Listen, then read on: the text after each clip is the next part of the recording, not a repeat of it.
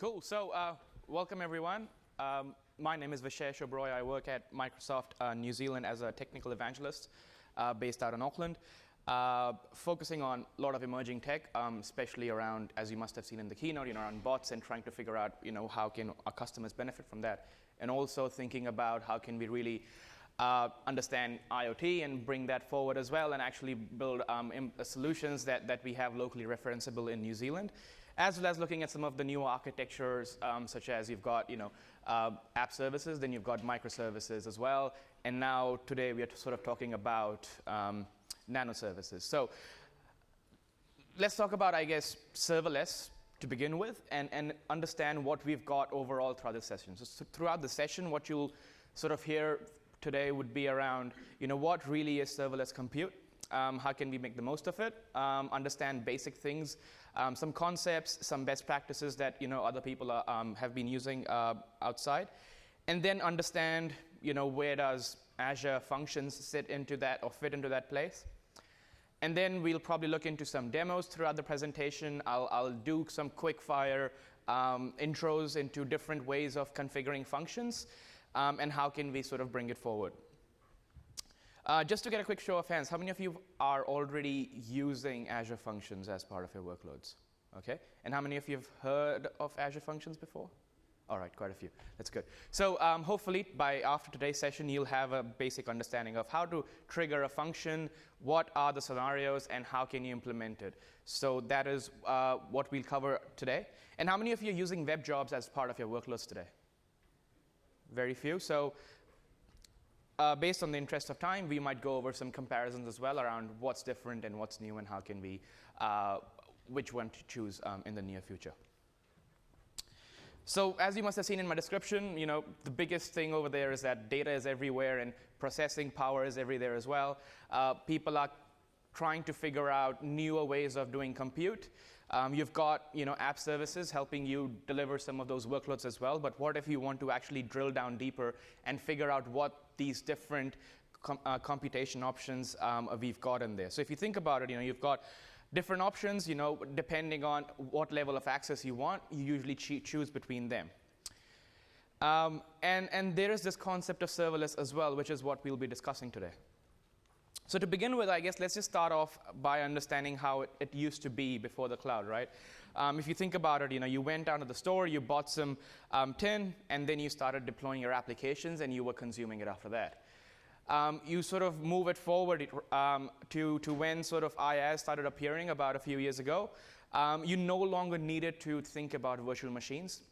It was all, you didn't have to buy tins at all. It was all about just spinning up virtual machines in the cloud, so you didn't really own any hardware as such.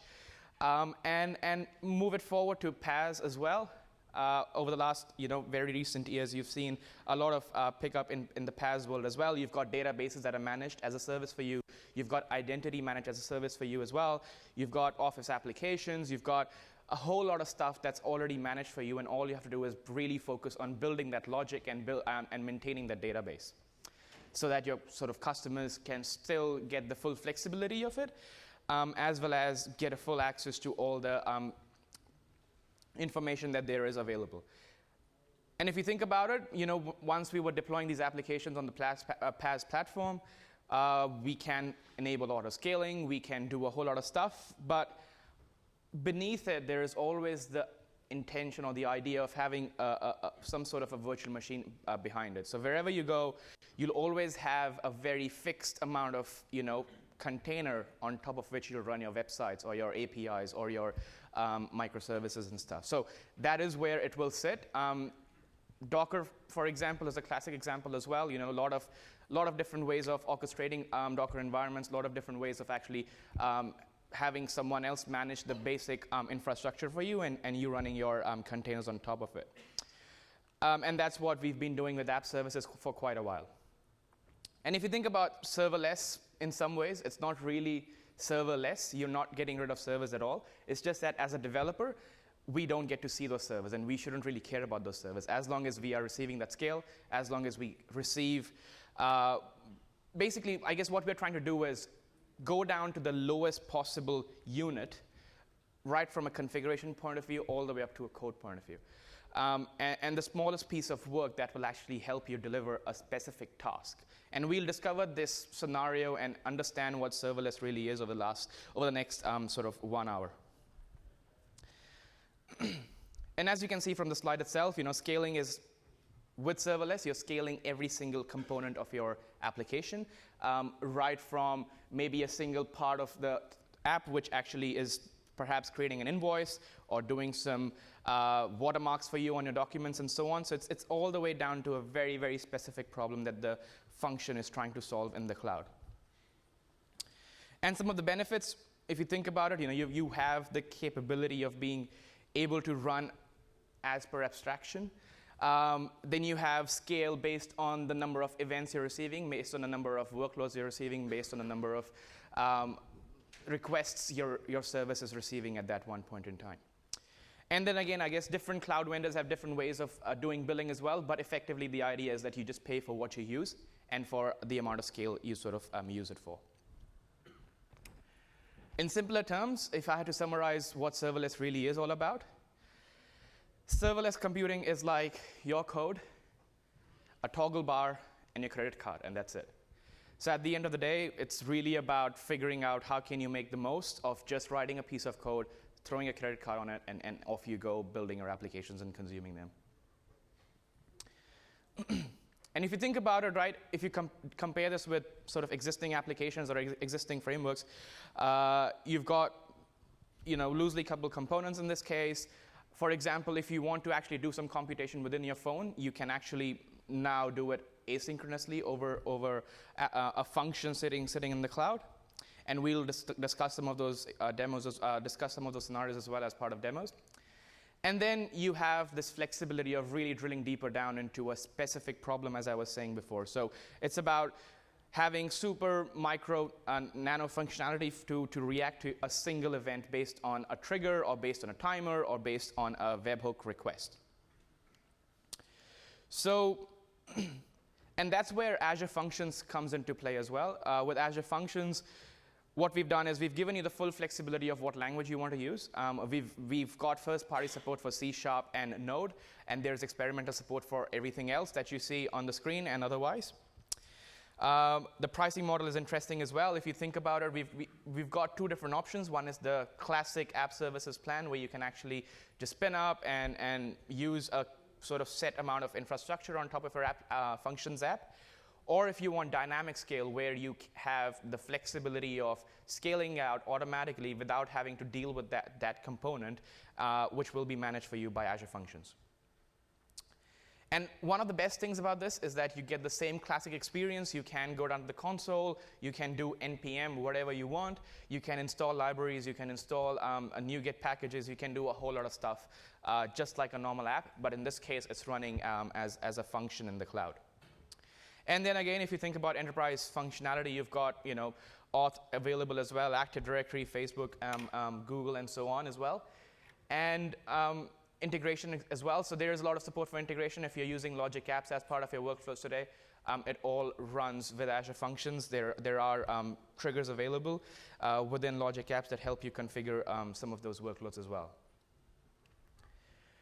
So effectively, I guess, this is how the logo came about as well. It's all about having an event-driven piece of code that's sitting in the cloud, and that's where sort of you get Azure Functions part of your workloads. So I guess without further going too much into slides, let's quickly look at some demos. I'll probably spend the next 15, 20 minutes going through some of the first 101 scenarios and talking about them, and then we'll come back and see what else we have available as applications for this Azure Functions. So this is a portal. This is the Azure portal. And if you go down to functions.azure.com, that is where you'll be redirected to the home page of Functions. And over there, if you click on Try for free, it will then give you this nice UI over there where you can actually go ahead and click a few buttons and get full access to Azure Functions. So let's go ahead and maybe select, I guess we'll start off by hitting off a webhook in this case. Choice of language can be whatever you feel like. Let's go with JavaScript in this case and click on Create this function. We don't want an auth provider, so let's just try and leave it. Oops. I think scaling is not. Okay. Well, there's another way of doing it now. So let's go down to new on the portal itself. So you don't have to follow that one. I think this, the resolution is a bit messy on my screen right now. But if you go to compute, under compute, you'll find Azure Functions right over there. And once you enter in there, you just have to enter some details. I'll call it Ignite. If I can type NZ demo. Whoa, looks like someone's taken that. And I'll just pick, and just choose whatever resource group you want to choose. In this case, I'll just go with this one. And here are the two different options that you've got. The classic option, which is the same as any other app service app that you spin up, be it a web app or an API app or whatever. And dynamic scale is what is probably the best option in this case if you think about getting the dynamic scale, getting charged for what you run and for how long you run it. And then let's just go ahead and use Australia Southeast. And then you can choose based upon your workload what amount of memory you want to attach to this function. And then you just have to attach a storage account over here. I'll quickly pick this one. And I'll leave everything else as it is and just click on create. And that's how simple it is. So once you've just specified a couple of details in there, it goes off and creates a functions app for us. And then the best part about it is that you can actually go ahead and finish it off and start creating new functions itself. So I've got one of the functions already created for me beforehand so that I can speed up some of the process. Now if you go ahead and see, it's just a similar dashboard and a similar UI to what we saw earlier. So it's quite similar. But in this case, I'll just go ahead and click on new. And from there on, I'll just probably pick up. So you can actually choose what language you're looking for from this drop down. If I can open this off, there you go. So you've got different options. You've got bash and batch, and you've got C#, F#, and a whole lot of stuff that you can actually play with. But for this demo, let's just probably stick to core. And to begin with, I'll select the Node.js HTTP trigger. And then let's roll down, give it a name if you want. Authorization is fine. Probably leave it at the function level and create. And once you receive that, all you have to do is, if you see over here, the UI actually updated just about yesterday. So if some of you have used functions in the past, you might notice some differences over here. But I just saw the functions UI change yesterday as I was preparing for my talk. So anyway, if you scroll down, you've got a nice UI all up. You can actually edit your function right within the Azure portal itself. And you can play with it. You can do different things. You can probably attach your you can change code within it, or you can probably look at the logs as well, for example. So we've got a live stream of logs available for us as well. And in this case, let's just go ahead and click on run, copy this URL, and then go ahead and browse this URL and see what there is to it. So if I just zoom in a bit, you'll see that it's giving me an error, which is similar to what I've got over here in code. So if you see closely, that's what I've got in my code as well over here. Now let's go back and maybe attach to the query string. There you go, name equals. Just type in my name, and there you go. So all I had to do was just attach a query string for name, because that's what the code actually said. And over there, I've got my name along with that.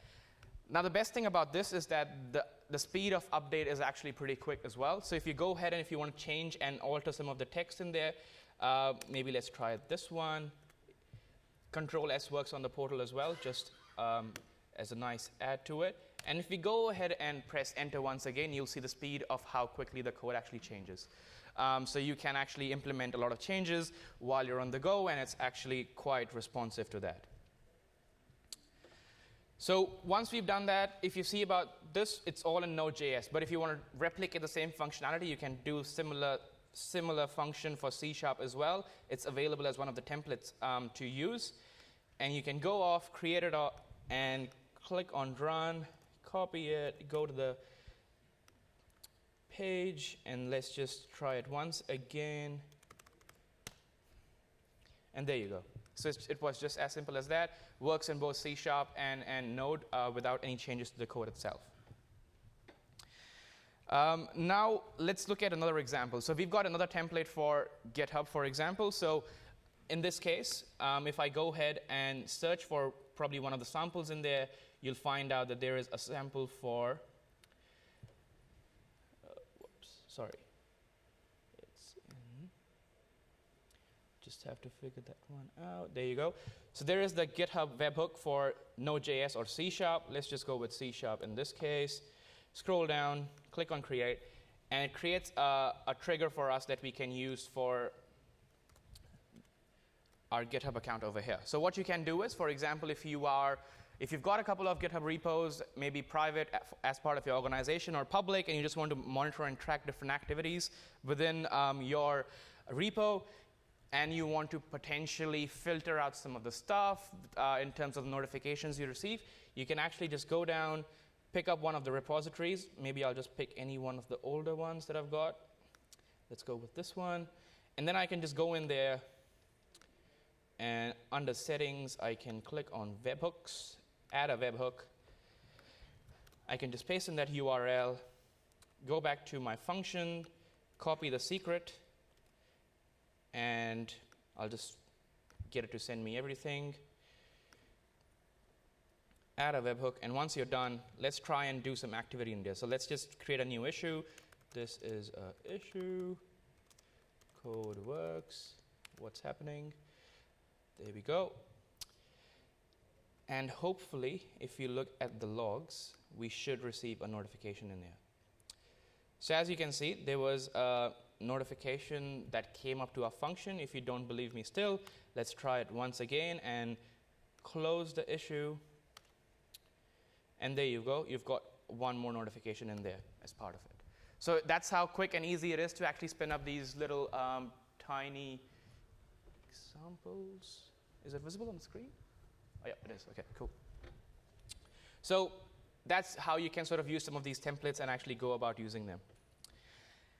So what we've seen so far is just one way of deploying functions or using functions was through a webhook or a HTTP trigger. But there are two more options, as you might have seen earlier with the fancy UI. You've got a way of actually doing it as per a timer trigger, or you can do it through a trigger based on one of the other services in Azure, such as blobs or queues and such. So let's kick off a new function, and in this case, let's go off with a timer one. So if I go ahead and quickly find the timer trigger over here, and perhaps let's just go with the Node.js function. And in this case, if you closely see over here, we are using the cron job timer option so that we can easily use that as part of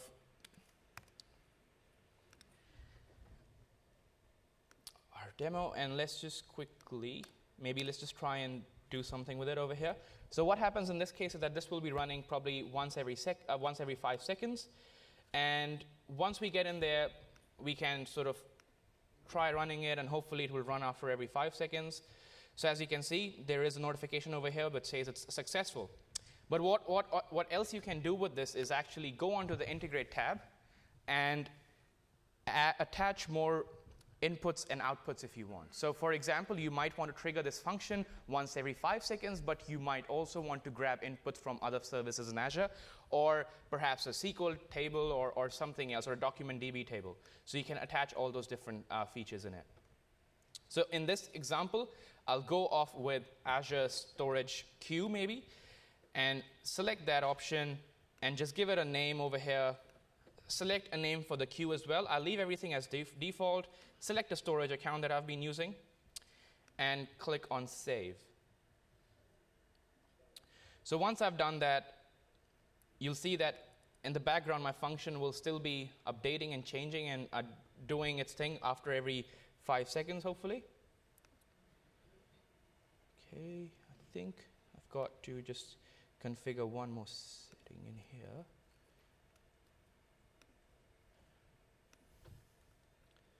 Just give me a second. There we go. 5 seconds. And once I've done that, I can then go ahead and trigger a new function that will get triggered by an input of a queue. So I've got a queue trigger over here as well. So if we choose one of the samples in here and grab that one, and we can always change these parameters later on. So if you go ahead and create that one, you can then go ahead back into the trigger that we had earlier. Right click, sorry, that one, and then click on integrate, and then you can just grab the name of the storage queue from here. There we go. And then if we go to the queue trigger, you can then basically go ahead and paste that in, and you can click on save. Now let's just go ahead and try to do one thing. So what happens in this case is that every 5 seconds, one of my functions is being called. And then whenever it's being called, I want to send a queue message back to that queue that we've just created. So to do that, what we'll do is we will go to that timer trigger once again, and we'll just write a simple line of code in there which goes something like this: context.bindings dot. I forgot the name of the queue. Just give me. Where is it? There we go. Cool. So this is the parameter name, output queue item. So let's just grab that, go in there, and create a new message. So there you go. Maybe let's just start off. Since we are still at hello world, let's just keep it as hello world. And in this case, add a timestamp as well along with it,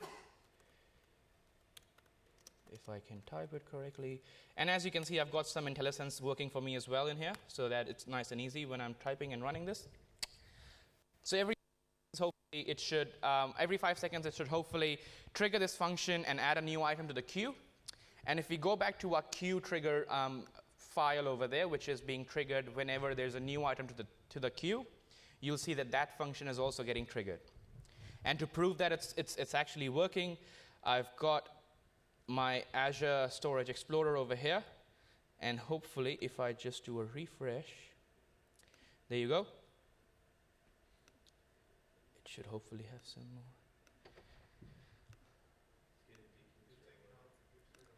All right. Yep, so it's actually pretty quick, I thought, because I usually had a couple of. So, well, that's the basic idea. You've got that concept of actually triggering something from one of the functions, and then you can grab the other one from the other one. And that's sort of the basic hello world concepts that sort of explain the 3 different functionalities that we've got within Azure Functions. Let's go back and have a quick look at some of the slides once again. In this case, as you can see, you've got the idea really is if you've got a specific task, which in this case is, for example, creating an invoice, and you want to fetch some new requests from the queue, create an invoice and store that in some sort of a storage, or be it a queue. What happens usually is that we end up configuring a lot of stuff. But with Azure Functions, we can actually eliminate a lot of those processes and just focus on creating that specific invoice. And that is effectively what we are trying to achieve in this case. As I said earlier, there is first-party support with C# and Node, and you've got all the experimental support for different languages. There will be a couple of languages being added soon as well, and you'll see that pretty soon.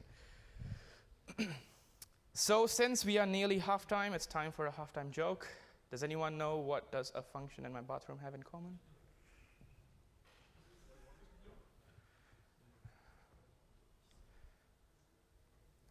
A scale that I mostly ignore.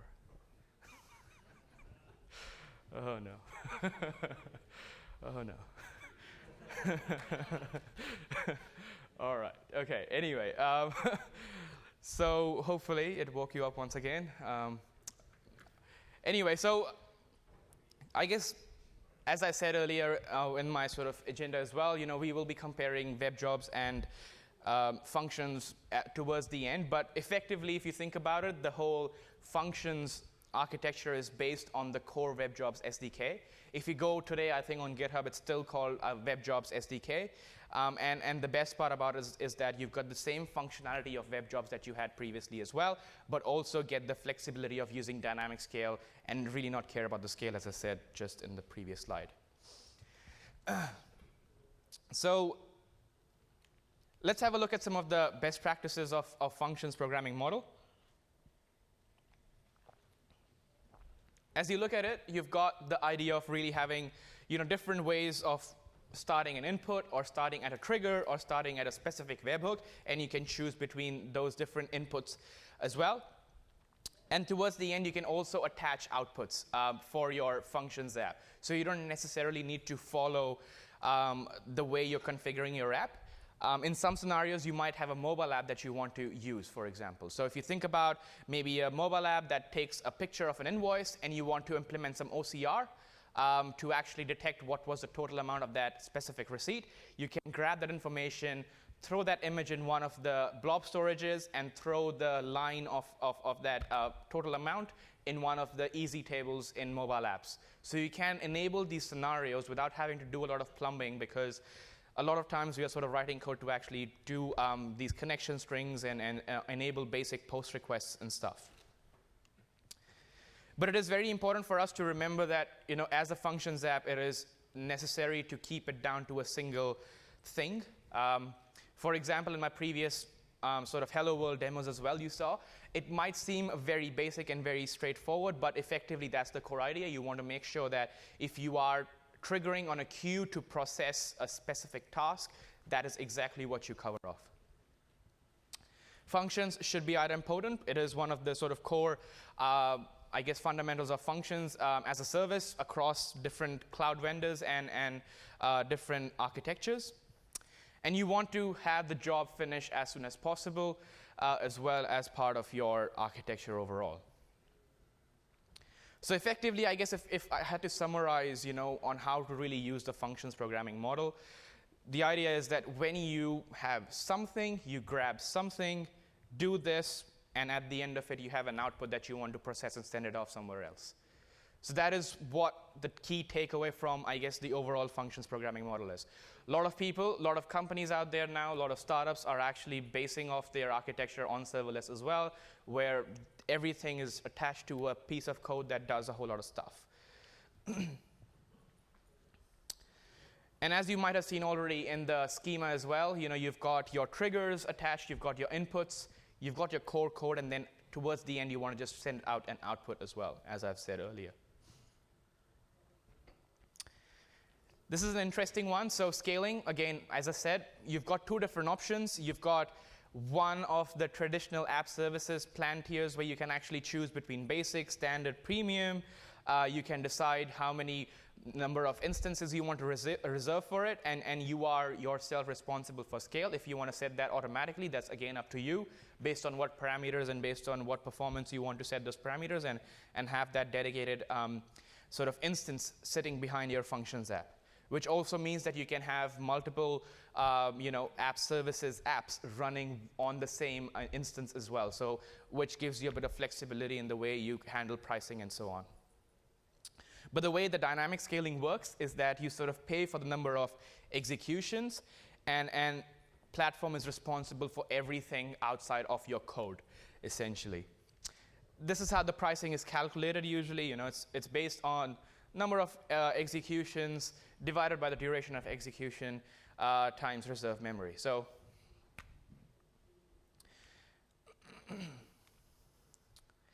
I guess effectively the idea behind serverless really is that, or functions app is that you've got the flexibility of getting servers when you want them, and you can go serverless and have dynamic scale when you don't want them.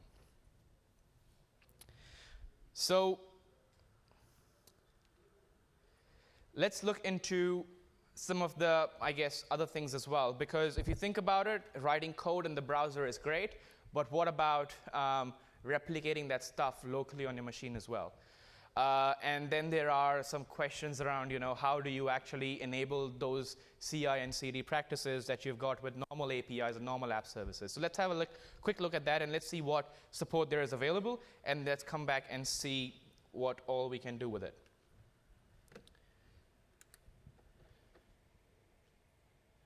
Cool. So I'll quickly fire off my command interface. I hope it is visible.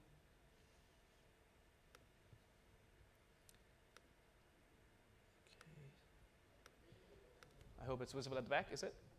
Oh, good, cool. So in this case, I've got, so you can go to npm and download Azure Functions CLI, and that is triggered by func func. You've got different options in there, so you can actually do the whole Azure Functions without the portal and straight away from the command line itself. So in this case, maybe let's start off by creating a new function. So let's just go func new, and that will then trigger Yeoman. Through Yeoman, I can, for example, find different templates. I can search for templates by language or by type and do it that way as well. But let's just go for the first option. It will go ahead and give us a few different options, just like the portal itself. You can scroll through all of them and play and understand which one sort of fits your requirement at that point in time. I'm just going to go with the standard HTTP C# trigger. I'll give it a name as well. I'll call it Ignite Demo. And then once we are in the demo itself, you can actually go over to that directory and open that code within Visual Studio Code. So let's open up Visual Studio Code real quickly. And as you can see from this example, you've got the same files that you would typically have within the Functions app on the portal itself. And that reminds me that I forgot to show you one feature within Azure Functions. So within the Functions portal UI, you've got the files view over here. So what you can do is you can attach more files to it. Even though it's recommended not to sort of overcomplicate your function, you can still have full access to the way you handle triggers and the way you sort of manage your files within a specific Functions app. So in this case, for example, I've got functions.json, which basically defines different bindings and basically explains what the bindings are, for example, the queue name and connection string and so on. And then I've got my index.js, which is the core logic behind my function.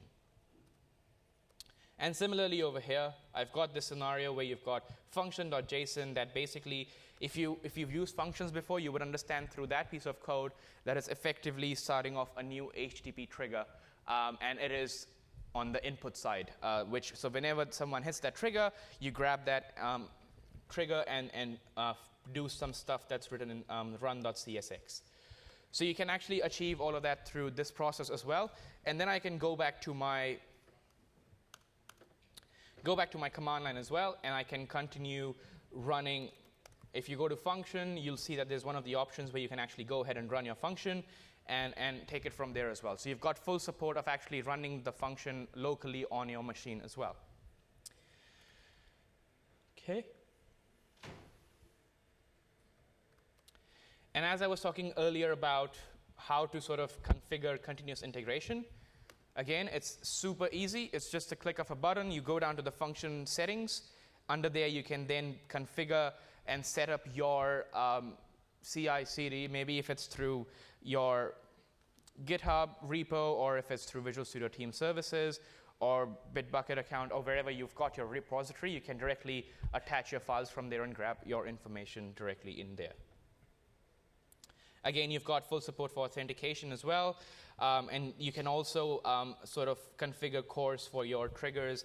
So whenever there's a trigger enabled, you can have that configured within your Functions app, just like a normal web service app. Cool. So let's head back to a couple of slides. As I said earlier, the function CLI is available. So if you just go and search for npm Azure Functions, you'll get that line to basically download it, and you can use the full CLI experience as well. You don't have to use the portal. And let's just look at some quick examples of how you can actually make the most of it. And then I've sort of written a couple of demos, and we'll just go through that and get back to the slides after that. So think about a timer-based application, which is what we've just done recently, where You potentially might want to, using a cron job syntax, you can actually set up a timer, and through there you can execute a piece of code that potentially runs every 15 minutes and goes ahead and cleans up a database table based on some business logic that you've got within your application. Another scenario would be for when you have to execute serverless code that reads newly discovered test log files, for example, which is probably sitting in blob storage, and then perhaps transitions that into Azure SQL data, transitions that into a row that sits in your SQL database table. And then you can also use some of the SaaS connectors as well if you want. So you can potentially use OneDrive, which probably then does some serverless, has a small function written that then converts your Excel spreadsheets into nice graphs for nice presentation and UI. And apart from that, if you think about actually building your whole application, you can also use webhooks and URLs to enable different scenarios where you potentially have authentication through Azure AD. You just have a URL for that. You don't need to have a proper website for that stuff as well. So you can use a combination of SaaS connectors, and you can use Functions app that sort of handles the core logic behind it. And as I said earlier, with mobile apps as well, you can do a whole lot of stuff where you process some image and do something with it. And I've got a demo to show that in just a few minutes on that as well. And of course, how can we forget bots? You can also build bots using Azure Functions, and I'll show that to you in just a minute as well. So let's quickly go off and have a look at a couple more demos that I've got over here, and go through them real quickly. So what I've done in this case is built a little Functions app. I'll actually open that up to begin with. It's called OCR demo. And what this Functions app does is that it basically, so whenever I add an image to a specific container within a blob storage, it takes that image as an iCloud blob type, which effectively has that image. I grab that URL from that image, and then I send it off to the Vision API in Cognitive Services. So if you haven't used Cognitive Services before, so it's just microsoft.com/cognitive services. So in there is a computer vision API. And computer vision API is what I'm using for my current demo over here. So you can go on and configure that and use that as part of your application as well. So I've got a unique code, not the best practice. I should rather have this within my app settings, but I just kept it simple for the demo. And then once I receive a response, I then basically look through it and find out through a receipt that what will be the kind of final. So within my computer vision APIs, I've got different options, and one of them is, for example, face. The other one is OCR, and everything sits within the same computer vision APIs itself. So through the actual SDK itself, what I've done is I've attached a project.json file, and this project.json file defines that dependency for me over here. So I've got the computer vision NuGet package from as a dependency for my Functions app over here, and then I can go into my functions.json, and I see that I've got a blob trigger configured over there, and then I've got this interesting mobile trigger as well that I'll talk about in just a minute as well. And once I receive that trigger, I basically send off that image over to Cognitive Services, which basically gives me an output. And then just for making sure everything's okay, I've got that configured to show up in the logs as well from this line over here. And then lastly, I just go ahead and process it out and then throw that information in an output record. So let's go ahead and try one quick thing. Let's go off to my Azure Storage Explorer, wherein I've got a blobs container. And let's open up the OCR demo. I was trying a few things in there, but let's just quickly paste one of these images, which somewhat looks like a receipt, and drop it on top of my blob container.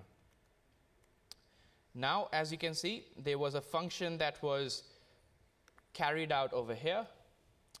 and I can see that this was the text that was received from it, and in total, it found that the total amount of value of the receipt was perhaps $5. So to actually show what there was really inside it was that it was just a way of showcasing an image, but it wasn't really an actual receipt. Now let's see if an actual receipt works or not as well as part of it. So let's just drop this receipt in there from one of my previous expenses. I'll just pick it up and drop it in my blob container as well. And then if we go in there, it has, if you see over there, I'm not sure how much of that is visible. It's got a credit card voucher from one of my expenses in Orlando earlier this year, and it was able to find out that the total amount for that bill was $34.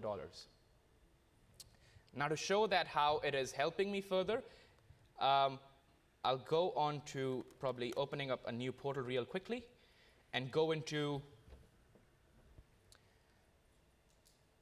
mobile apps. So if you've used mobile apps before, it is a good way of having a backend as a service for your mobile applications. Doesn't matter what sort of mobile app you're using. So if I go into easy tables, I've got a table already configured. Let's just wait for it to load.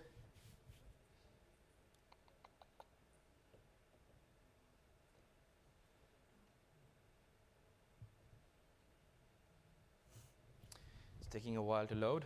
There we go.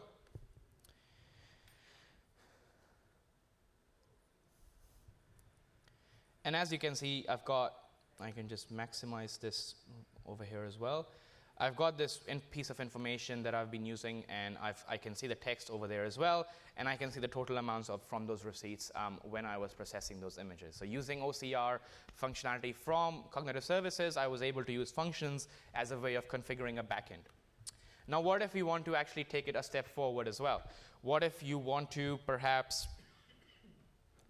once you process that image, you might want to resize it and save it somewhere else. So there's a second scenario where potentially you've got a massive file or a massive image, and you want to convert that into a smaller size or potentially a medium size as well, and throw it in a different blob storage container, and you have another functions app that clears up the main blob repository, which has the original image size from your records completely. So to do that, it's actually, again, extremely simple. I'll just quickly grab one of the samples from here as well. So if you go on, you can grab the image resizer sample and paste it in there and just give it the name of the blob container path, which in my case was OCR. I'll go ahead and grab my storage account from there. I'll just change the output of my small image over here. So I'll probably change that to OCR as well. And OCR over here, and change that storage account. Now, just to make sure that everything's good and I'm not sort of smoking it up, I've just got 3 containers in there. Now, I don't have any medium or small containers at all. So let's just go ahead and click Create. And once we come back here, you have an interesting sample that you can sort of reuse. It's basically grabbing an image from blob storages and then converts that into 2 different sizes. So once I save it and have a look at the logs, as you can see, it started a couple of functions and completed them as well. So let's just go ahead and have a look and refresh my container. It takes a couple of seconds usually. But there we go. We've got our images already processed, the ones that we recently sent, and it's sort of completed that task for me without having to do a lot of work. So you've got the flexibility of actually attaching these together without really having any dependency on each other, all based on triggers and easy to use. And further to this, you can perhaps grab a sample app from the portal itself and then think about how can you enable the next set of workloads as well. So let's switch back to slides and have a look at the differences between, oh, whoops, I think I forgot to show you one simple demo. Let me just grab from here. I'll just quickly show that up on the screen in a minute. There we go. As I said earlier, you can do a whole lot of stuff with functions. And if I go back and switch and look for one of the functions that I've got,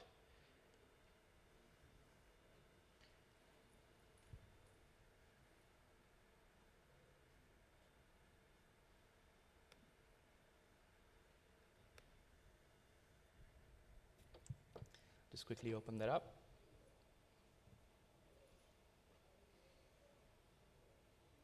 Come on.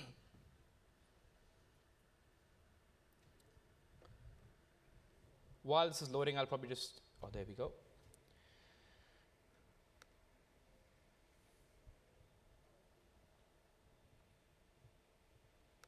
Cool. So what I've done in here is I just went ahead and grabbed the bot connector NuGet package, or I just said, hey, I want to use bot connector library. And once I grab that, effectively what I'm doing is through the bot framework itself, whenever I see quote, and I know it's quite simple, I'm not using any of the fancy Lewis stuff, but in this case, whenever the text equals to quote, I go ahead and generate a random quote from one of the APIs that I found online. So let's go ahead and try it and see if that works. It was failing this morning, but let's try it once again. So let's type in quote and have a look at this once again. There we go. So effectively, you can write a bot that's sitting on Messenger through maybe about 80 lines of code. Most of that is just boilerplate, and the core logic is probably about a few lines. You grab a quote directly from Messenger without having to do a whole lot of work. So you don't really have to set up a full project, and you can do everything from within Functions app itself. And you can take it a step further as well if you want, and you can think about how do you use it for your different scenarios. Maybe perhaps if you want to use it within Logic apps, you can also do that too. As I said earlier, there are triggers available for Logic apps, and in this case, I was, for example, following a specific hashtag on Twitter. So you've got Twitter connectors in there, and you can say whenever a tweet is posted on hashtag Azure, or let's go for Ignite NZ, because that seems to be quite popular for obvious reasons. Go ahead and send the text of my tweet over to a function that processes that tweet, and then finally post that off to Slack if I wanted to. And if I save that and click on Enable, successfully enabled. And let's probably go off to Slack and have a look at my channel. I'm not sure if anyone's tweeting at this point in time. There we go. It's running some stuff.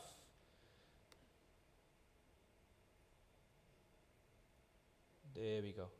Perfect. Oh, it didn't save my hashtag MSIgnite. But effectively what's happening in this case is I am processing all the hashtag Azures, and I'm grabbing a score of the tweet text through cognitive services.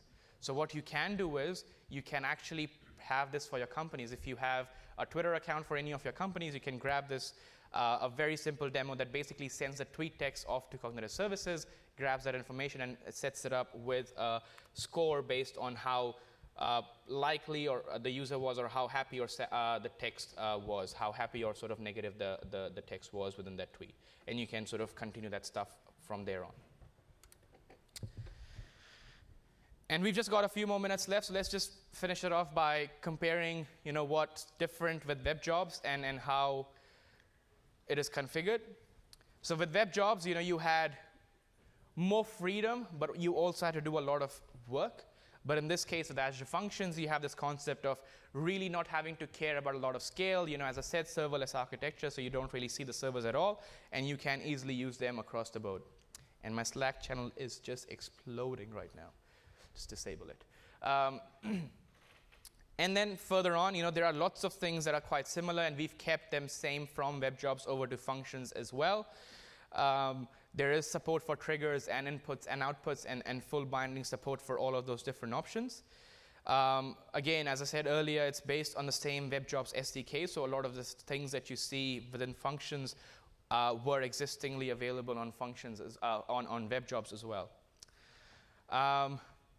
And web jobs SDK was C# only, but now it's sort of supporting both C# and Node as a first-party app, and you also have more experimental support that's sort of constantly being added as well to it. And again, hosting models are a bit different as well. As I said earlier, nothing new in that stuff. You had the capability of web jobs were attached to a specific app service plan, and whereas Azure Functions, you have the flexibility of choosing a dynamic or a classic way of doing these things. And again, if you want to continue to know more about this stuff, grab this information. You can just go onto functions.azure.com and understand all of that stuff. The whole platform is open source. The SDKs and stuff are all open source. So you can grab it online on GitHub as well. And then there's the Azure CLI tooling that you can grab as well. You can download that from NPM, through NPM. And then lastly, if you want to try Azure Functions, you can, again, go down to functions.azure.com. And if you've got any questions, feel free to ask them now.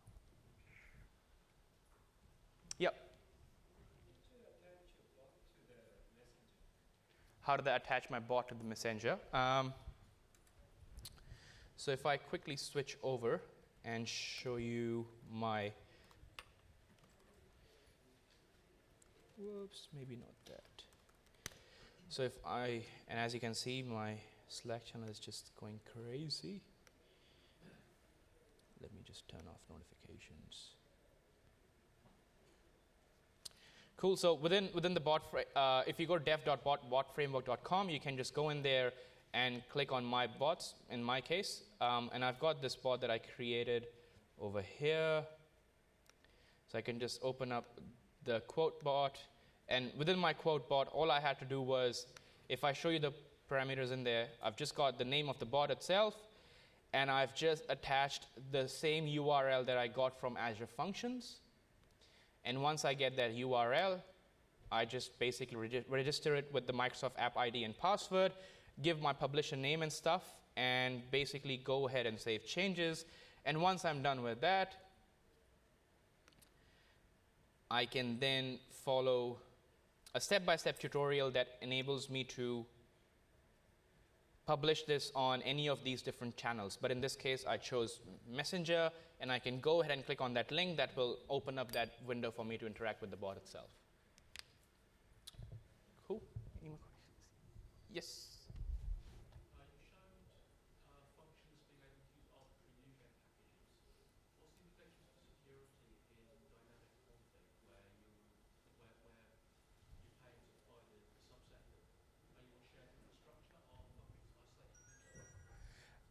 So I guess what happens usually is that within a functions app overall, you've got multiple functions that you can configure. So between those, you can share NuGet packages. But if you keep it outside of a specific functions app container, it won't be sharing any of the NuGet packages. But if that NuGet, if you use a NuGet package that, for example, takes the file system or does a list of processes on the machine or whatever, yeah. No, I think the scope would sort of, for example, I'll just quickly open that functions. So the scope would essentially be stuck to all these functions that I've got within this functions app. So that would be the scope as far as I'm aware. Yeah. I just wanted to clarify one point, especially with the trigger-based functions. If we're launching a trigger, are we only ever using one instance of a function, or do we have multiple? Like, example, you have a queue, 10 items came into the queue. Are we going to have 10 instances of functions running, or just one that's chipping away? Okay. Oh, sorry, I actually forgot to repeat the questions previously, but I'll repeat the question now. The question was, if I have maybe 100 requests at one point in time, does the scaling handle itself and open up 100 more instances? And the answer is it depends on the workload. But what usually happens is that if you've got a massive chunk of work that's coming your way, depending on different parameters that they've configured within the platform, your functions app will scale into multiple instances. And the best part is that those functions will be processed in parallel as well. So it won't be a sequential trigger. So you'll actually save time, and you'll quickly complete that job. My only fear is if I want to write something to a database, I don't want to have 100 connections. Yeah. Are there any constraints in terms of writing the logic for the function app? Like, does it, do you have any restrictions that you can't execute certain sort of logic that, I haven't personally come across a lot of, I guess it depends on what the scenario you're trying to achieve as well through that. The intention really is that you want to achieve a specific task, and usually the scope is not that big to actually hit any of the limitations within the functions platform so far. And it's still in preview, so it might, as we sort of progress further, you can actually get further support for that if you are facing any issues with limitations, but I haven't heard of any specific limitations so far. There is a limitations on number of function apps you can create, of course, but you can always get that further up by just logging a support request. Any other questions? Yep.